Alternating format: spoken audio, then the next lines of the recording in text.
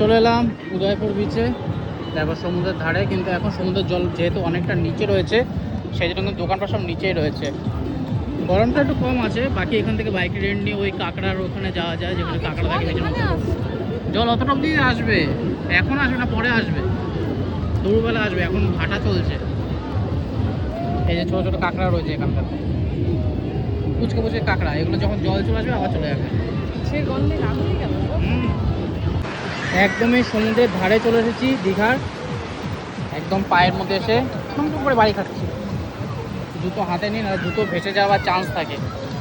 বাকি এই জায়গাটা একটু ফাঁকা আছে, ওই জায়গাটা কিন্তু প্রচুর ভিড় রয়েছে। ওই জায়গায় প্রচুর লোকজন রয়েছে। উদয়পুর বিচ না, উদয়পুর বিচে এইসব জায়গায় বসে লোকে এই মদ খাবে, ভাজা খাবে, মাছ খাবে, তাকে খুব সুন্দর লাগছে। পায়ের তলা থেকে বালিশ পড়ে যাচ্ছে, বাচ্চা কাচ্চাও খেলাধুলা করছে, সবার মস্তি আর মস্তি। কেমন লাগে মা?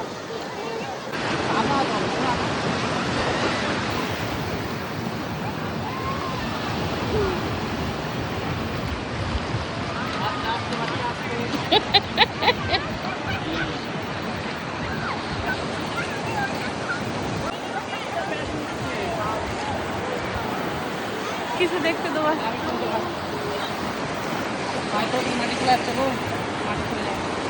কেমন লাগে?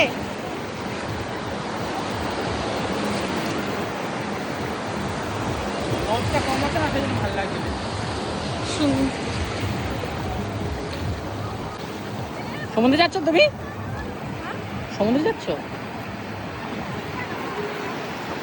সমুদ্রের জল কিন্তু অনেক ঠান্ডা হয়ে যাচ্ছে আস্তে আস্তে।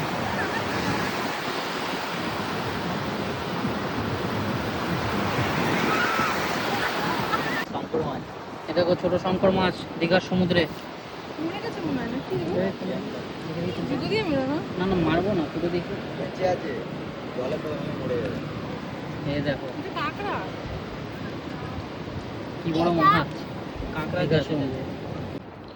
ওইখানে রয়েছে দীঘা উদয়পুর বিচ। আমরা অনেকটা দূর এগিয়ে এসেছি, আর এখানটা এসেছি। এখানটার সমুদ্রে দেখো এই জায়গাটা কিরকম শক্ত শক্ত বালি, এরকম টাইট টাইট পায়ে লাগছে, জানি না কেন এরকম, কেন এই জায়গাটা। ওই জায়গাটা তো বালি, আরই পায়ের থেকে মানে বালি সরে যায় এরকম মনে হয়, কিন্তু এই জায়গাটা এরকম কেন সে বুঝতে পারছি না। তোমরা যদি কেউ জেনে থাকো তাহলে কমেন্ট বক্সে অবশ্যই জানিও যে এটা কিরকম, কেন এরকম।